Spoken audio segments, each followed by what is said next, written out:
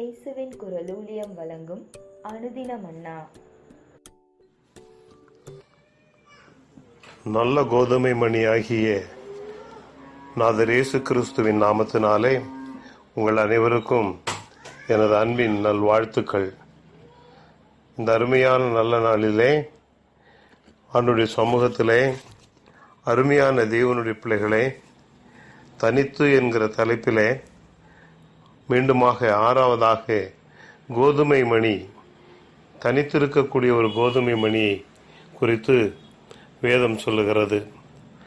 ஆகையினாலே தான் அருமையானவர்களே, கோதுமை மணி தனித்திருந்தால் அது பலன் கொடுப்பது இல்லை. அது நிலத்தில் விழுந்தால் அது மிகுந்த பலனை கொடுக்கும் என்றெல்லாம் வேத புஸ்தகத்தில் நாம் பார்க்கிறோம்.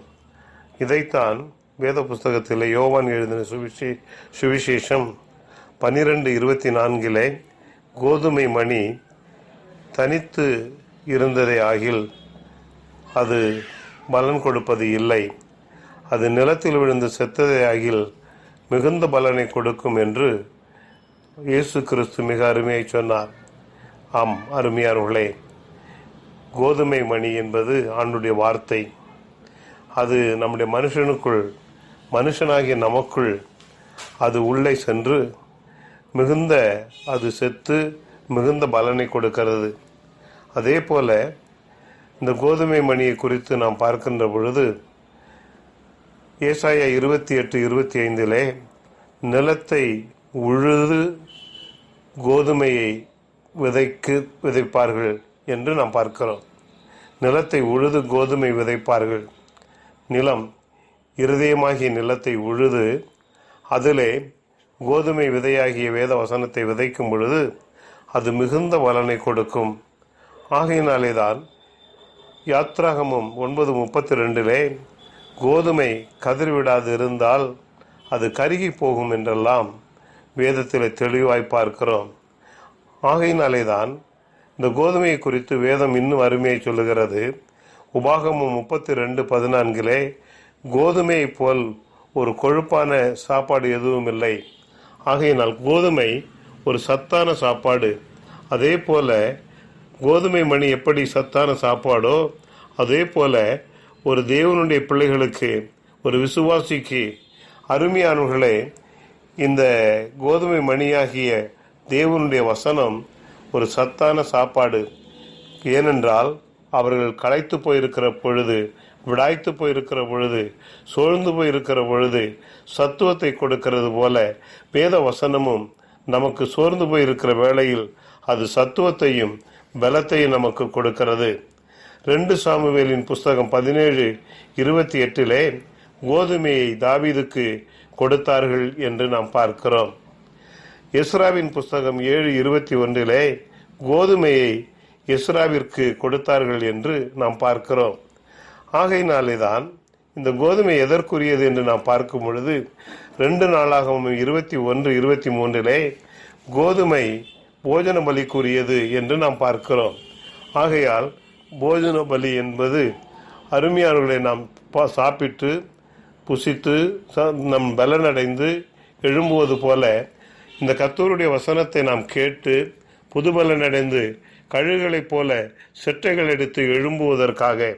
ஆகையினாலே தான் இந்த கோதுமை குறித்து வேதம் சொல்லுகிறது. வெளிப்படுத்தல் 18:13 கோதுமையை வாரிக்கொள்வார் இல்லாமற் போவார்கள் என்று காலம் வரும் என்றெல்லாம் வேதம் சொல்லுகிறது. இந்த கோதுமையை வாரிக்கொண்டு போகிறவர்கள் இல்லாமல் போகும் காலம் வரும். கோதுமை நிறைய இன்றைக்கு விதைக்கப்படுகிறது, வசனம் இன்றைக்கு நிறைய விதைக்கப்படுகிறது.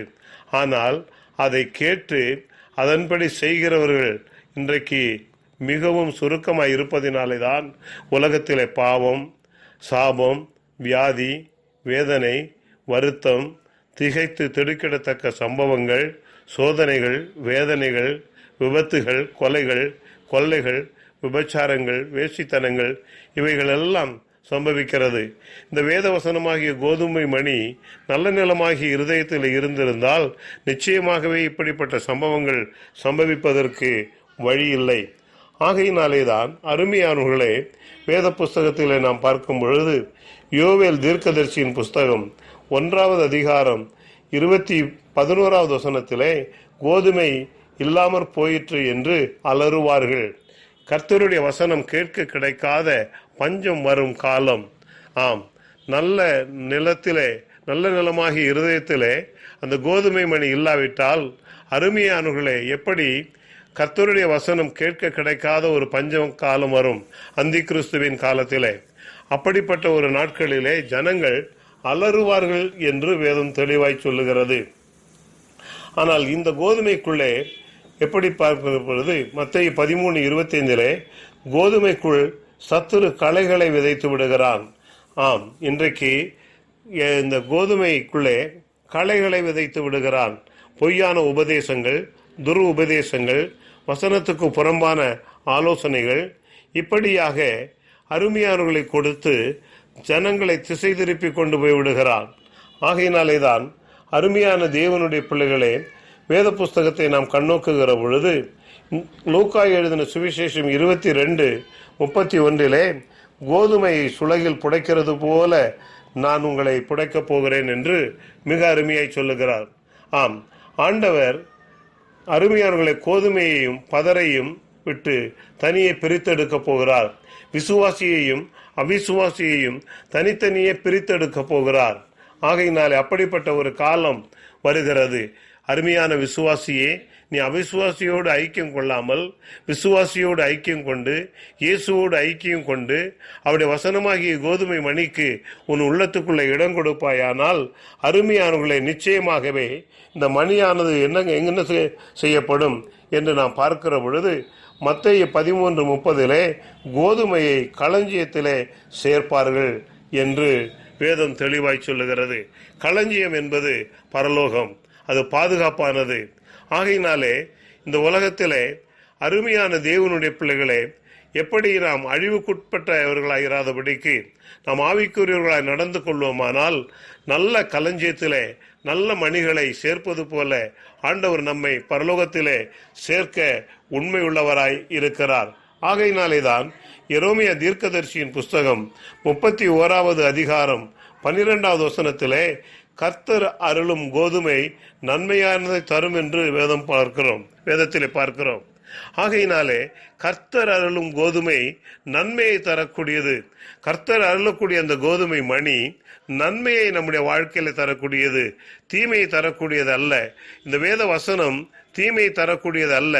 தீமையினின்று நம்மை ரட்சித்து, பாவத்திலிருந்து ரட்சித்து, சாபத்திலிருந்து ரட்சித்து, அழிவின் குழியிலிருந்து ரட்சித்து, நரக ஆக்கினையிலிருந்து நம்மை ரட்சித்து, சமாதான கேட்டிலிருந்து நம்மை காப்பாற்றி நமக்கு சமாதானத்தையும் சந்தோஷத்தையும் அருளுகிற தேவனாய் இருக்கிறார் என்பதை, அப்படிப்பட்ட நன்மைகளை, பரலோகத்தின் நன்மைகளை தேவன் தருகிறவராய் இருக்கிறார். ஏனென்றால் நன்மையான எந்த ஈவும் தேவனிடத்திலிருந்து வருகிறது என்று யாக்கோபுக்கு எழுதின பொதுவான நிருபத்திலே நாம் வாசிக்க பார்க்கிறோம். ஆகையினாலேதான் அருமையான சகோதரனே, சகோதரியே, இந்த நல்ல நாளிலே ஒன்றை நாம் தெளிவாய் தெரிந்து கொள்ள வேண்டும். இந்த கோதுமை மணி குறித்து வேதத்திலே நாம் பார்க்கிற பொழுது சங்கீதம் 81:16 உச்சிதமான கோதுமை மணியினால் உன்னை போஷிப்பார் என்று வேதம் சொல்லுகிறது. உச்சிதமான கோதுமை மணியினால் ஆண்டவர் நம்மை போஷிக்கக்கூடிய தேவனாய் இருக்கிறார். ஆம், உச்சிதமான கோதுமை மணி, உயர்ந்த ஒரு கோதுமை மணி, உன்னதமான ஒரு கோதுமை மணி தேவனுடைய வார்த்தை. அது ஆவியாயும் ஜீவனாயும் இருக்கிறது. ஆகையினாலேதான் அருமையானவர்களை ஆவியாயும் ஜீவனாயும் இருக்கிற அவருடைய வசனமாகிய கோதுமை மணி அருமையானவர்களை அதனால் நம்மை போஷிக்கும் பொழுது, அதனால் நம்மை வழிநடத்தும் பொழுது நம்மிடத்திலே காணப்படுகிற அசுத்தங்கள், பாவங்கள், விரோதங்கள், பகைகள், சண்டைகள், பிடிவாதங்கள், குடும்பத்துக்குள்ளே காணப்படுகிற குழப்பங்கள், வைராக்கியங்கள், மாம்ச சிந்தனைகள், அருமையானவர்களை இழிவான இச்சையான காரியங்கள், அருமையான பாவத்தின் சிந்தனைகள், நம்முடைய பரிசுத்தத்தை கெடுக்கக்கூடியதான பலவிதமான சோதனைகள், வேதனைகள், இவை எல்லாவற்றையும் மாற்றி தேவன் நமக்கு என்னத்தை செய்கிறார் என்று சொன்னால், அந்த உச்சிதமான கோதுமை மணியினால் தேவன் நம்மை போஷிக்கிறவராய் இருக்கிறார் என்று நாம் பார்க்கிறோம். வேத புஸ்தகத்தை நாம் கண்ணோக்குகிற பொழுது சங்கீதங்களின் புஸ்தகம் 147:14 நாம் பார்க்கும் பொழுது, உச்சிதமான கோதுமையினால் உன்னை திருப்தியாக்குவார் என்று பார்க்கிறோம்.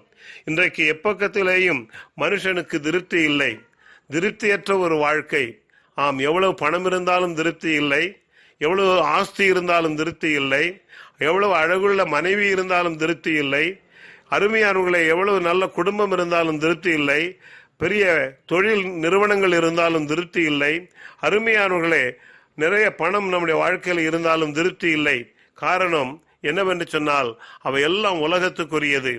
இன்றைக்கு உலகத்துக்குரிய திருப்தியினால் நாம் ஒரு நாளும் திருப்தி அடைந்து விட முடியாது. ஆகையினாலே தான் அருமையான தேவனுடைய பிள்ளைகளே, பரலோகத்தின் ராஜ்யத்தில் கொண்டு போய் நம்மை சேர்க்கிறதான அந்த உச்சிதமான கோதுமை மணியினாலே நம்மை நிறைத்து நம்முடைய வாழ்க்கை ஆசீர்வதித்து நம்மை என்ன செய்கிறார் என்று சொன்னால் திருப்தியாக்குகிறார். நம்முடைய வாழ்க்கையிலே எல்லாவற்றிலேயும் திருப்தி இருக்க வேண்டும். திருப்தி இல்லாத மனுஷனுடைய வாழ்க்கையிலே தான் இன்றைக்கு தேவனுடைய தண்டனைக்குள்ளாக மாறிவிடுகிறான். திருப்தி நம்முடைய வாழ்க்கையில மிக முக்கியம்.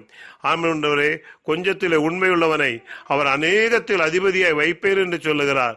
கொஞ்சம் கொடுத்திருந்தாலும் சரி, அருமையானவர்களை கொடுக்காவிட்டாலும் சரி, அருமையானவர்களை நம்முடைய வாழ்க்கையில நாம் திருப்தியாக இருக்க வேண்டும். யோபு சொல்லுகிறான், கர்த்தர் கொடுத்தார், கர்த்தர் எடுத்தார், கர்த்தருடைய பரிசுத்த நாமத்துக்கு ஸ்தோத்திரம் என்று சொல்லி அவன் உறுதியாய் இருந்தான். அந்த கொஞ்சத்திலும் எல்லாவற்றையும் இழந்து அவன் கொஞ்சத்திலே அவன் தன்னுடைய வாழ்க்கையில உண்மையாய் இருந்தான்.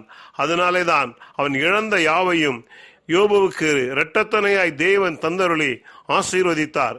இந்த அருமையான நல்ல நாளிலும் அருமையான சகோதரனே, சகோதரியே, தேவனுடைய பிள்ளைகளே, உங்களுடைய உள்ளங்கள் எப்படிப்பட்டதாய் இருக்கிறது?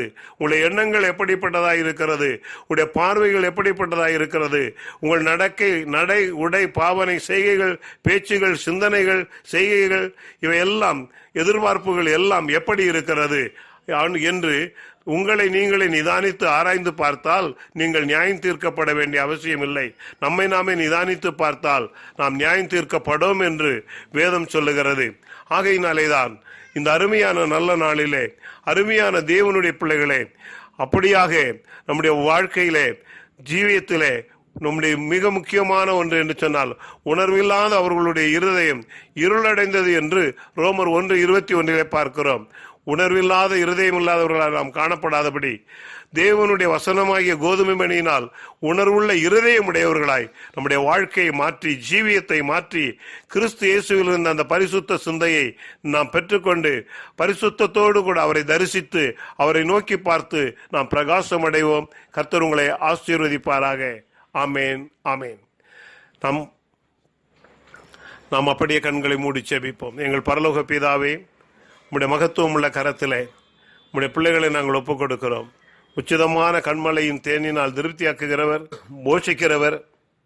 உடைய பிள்ளைகளுடைய வாழ்க்கையில போஷித்து ஒரு குறைவுமின்றி உடைய பிள்ளைகளுடைய குறைவுகள் எல்லாம் நிறைவாக்கி நீர் ஆசீர்வதியும். இயேசுவின் நாமத்தில் ஜெபிக்கிறேன் நல்ல பிதாவே. ஆமேன். இயேசுவின் குரல் ஊழியத்தின் அனுதின மன்னாவை தினமும் கேட்டு பயனடைய சப்ஸ்கிரைப் பண்ணவும். நோட்டிஃபிகேஷன் பெற பெல் ஐகானை பிரஸ் பண்ணவும். ஜெப உதவிக்கு brother S. Jebastin, Jesus voice ministries, number 376 Bharathiyar road, Karaikal, Pondicherry state, India. Pincode 609602. Mobile number 9443875298. God bless you.